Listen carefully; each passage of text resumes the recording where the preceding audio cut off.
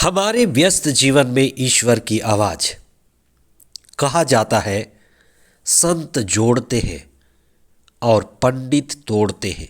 हर एक व्यक्ति के अंदर एक संत स्वभाव है, एक पंडित स्वभाव है, एक जोड़ने का स्वभाव है, एक तोड़ने का स्वभाव है। संत यानी आंतरिक, जो आंतरिक है, आंतरिक ज्ञान है, सम्यक ज्ञान है, आत्मिक ज्ञान है। जब यह मिल जाए तो व्यक्ति जोड़ने वाला बनता है। पंडित का एक अर्थ है ऊपरी ज्ञान, बाहरी ज्ञान, सतही ज्ञान, शरीरी ज्ञान जो तोड़ता है। बाहरी ज्ञान का काम छुरी का काम है, टुकड़े टुकड़े करना है। एक स्तर पर बाहरी ज्ञान शुरुआत में अच्छा है, तोड़ना, खंड खंड करना, तभी हम किसी चीज़ को बड़ी बारीकी से समझ सकते हैं, अध्ययन कर सकते हैं, और विज्ञान यही करता है। इसलिए विज्ञान और आत्मज्ञान में यही फर्क है। दूसरा है संत। संत सुई है। सुई मतलब आंतरिक, सम्यक, आत्मिक ज्ञान। जो आत्मा में है वो सबको एकता में देखता है, एक रूपता, सहभागिता, संयुक्तता। और वो व्यक्ति सत्य में स्थापित है, आत्मा में अवस्थित है और प्रज्ञा में स्थिर है। और जो अंदर एक है वह बाहर भी सभी चीज़ों को एक देखता है। जो अंदर से जुड़ा है वह बाहर भी सबको जुड़ा हुआ देखता है। आगमन का पहला सप्ताह 29 नवंबर 2022 मंगलवार। पहला पाठ नबी ईसायास का ग्रंथ अध्याय 11 पद संख्याएं 1 से 10 तक और संत लूकस का सुसमाचार अध्याय 10 पद संख्याएं 21 से 24 तक। आज हम विशेष चिंतन करें कि हमारे आत्मिक और ईश्वर को पाने के मार्ग में क्या क्या बाधाएं हैं। खुद को जानने के लिए, खुद को पाने के लिए, खुद के दर्शन के लिए क्या क्या बाधाएं हैं। आज के सुसमाचार में ईसा ने आत्मा से आविष्ट होकर प्रार्थना किया कि ईश्वर कई महत्वपूर्ण और असली बातों को ज्ञानियों से और समझदारों से छिपा कर रखता है। क्या ऐसा हो सकता है? हाँ, ऐसा ही है। जो खुद को ज्ञानी और समझदार समझते हैं वे बाहरी इंद्रियों पर भरोसा करते हैं, सांसारिक ज्ञान पर भरोसा करते हैं, लेकिन वे सत्य को नहीं जान पाते। उन्हें आत्मा की पहचान नहीं मिलती, मुक्ति की आवश्यकता उन्हें नहीं पड़ती, मुक्ति का मार्ग वे नहीं जानते। ईश्वर का सबसे बड़ा वरदान, ईश्वर की उपस्थिति, ईश्वर की दिव्यवाणी, वे उससे नहीं मानते।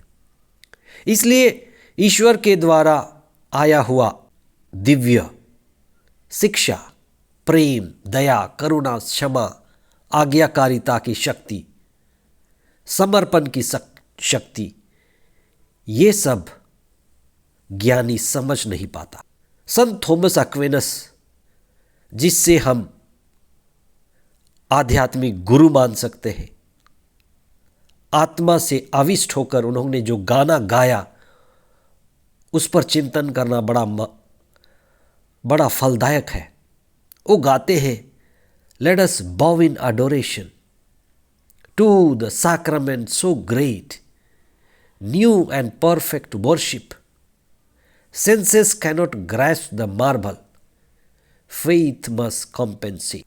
ज्ञानी इंद्रियों पर भरोसा करता है और हमारी इंद्रियां बाहरी जगत की ओर देख रही हैं। हमारी इंद्रियां बाहरी जगत की गुलाम है। इंद्रियों पर ही भरोसा करना समझदारी नहीं है। इंद्रिय ज्ञान जानकारी है, सूचना है, लेकिन अधूरी।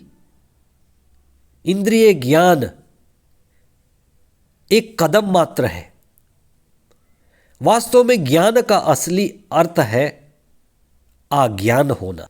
ज्ञानी वास्तव में समझता है कि मैं अज्ञानी हूं। सबसे ज्ञानी व्यक्ति हुआ इस संसार में वो सुकरात था, और सुकरात ने जो बात कही वो सारे दुनिया को चौंका दिया। मैं एक ही चीज जानता हूं कि मैं पर्याप्त नहीं जानता। यानी जो जानता है वो झुकना सीखता है। अज्ञान से ही ज्ञान की ओर बढ़ा जा सकता है। ये विरोधाभासी है।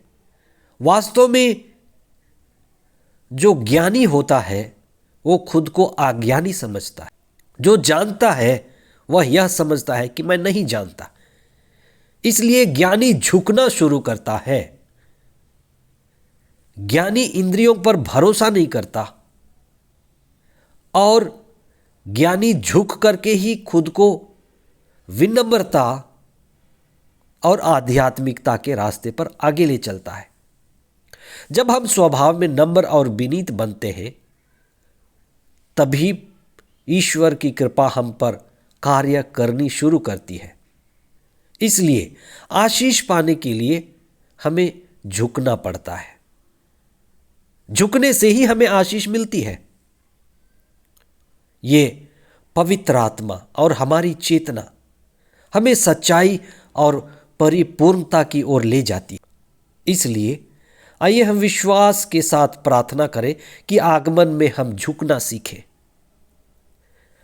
अपने व्यक्तिगत स्तर पर, पारिवारिक स्तर पर, जहां पर भी आप हैं, देखें कि कहीं अहंकार तो आपकी जिंदगी में बाधा नहीं है।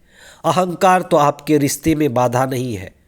पति पत्नी के बीच, पति पत्नी और रिश्तेदारों के बीच, परिवार में, बच्चों के बीच, संस्था में सदस्यों के बीच कहीं अहंकार तो बाधा नहीं है। आगमन के इस विशेष समय में अहंकार को तोड़ने के लिए प्रार्थना करें, कदम उठाएं। ईसा की शिक्षा को ग्रहण कर पाने वाला व्यक्ति वास्तव में सौभाग्यशाली है। आज का पहला पाठ हमारे लिए एक आशावान भविष्य देता है कि सारा विश्व एकता की ओर बढ़ रहा है। हमें इसके लिए प्रार्थना भी करना है और विश्वास के साथ, दृढ़ता के साथ काम भी करना है। ईश्वर की प्रज्ञा जहां है, ईश्वर की उपस्थिति जहां है, वहां न्याय और शांति और एकता है। विविधता समस्या नहीं है, विविधता आशीष और कृपा है। अलग अलग तरह के लोग, अलग अलग तरह के भाषा भाषी, अलग अलग के तरह के धर्म, रीति रिवाज, ये सब ईश्वर के वरदान है। लेकिन जहां ईश्वर है, ईश्वर की उपस्थिति है, सम्यक ज्ञान है, आत्मिक संत स्वभाव है, वहां सब ईश्वर में एक है और एक ही में सब मिले हुए हैं। आइए हम विशेष प्रार्थना करें कि हम सभी ईश्वरीय प्रेम का अनुभव करें। हे सर्वशक्तिमान ईश्वर, सारी दुनिया तेरी है, सारी मानव जाति तेरी है, सारा विश्व ही एक परिवार है। जैसे स्वर्ग में तेरा राज्य है, वैसे ही इस पृथ्वी पर भी तेरा राज्य आवे। और हम प्रभु यीशु, शांति के राजा, न्याय के राजा, हम सभी को मुक्ति देने वाले की आने की प्रतीक्षा कर रहे हैं, उनकी तैयारी कर रहे हैं, आत्मिक तैयारी में जुटे हैं। हमें धैर्य, हमें सद्बुद्धि और आत्मा की ओर गति करने के लिए कृपा दीजिए कि हम आत्मिक तैयारी, आत्मचिंतन और खुद को तेरे हाथों में समर्पित करने के लिए आगे बढ़ें। प्रार्थना में हमारे विश्वास को मजबूत कीजिए और हम आत्मिक तैयारी में बढ़ते जाएं। आमीन।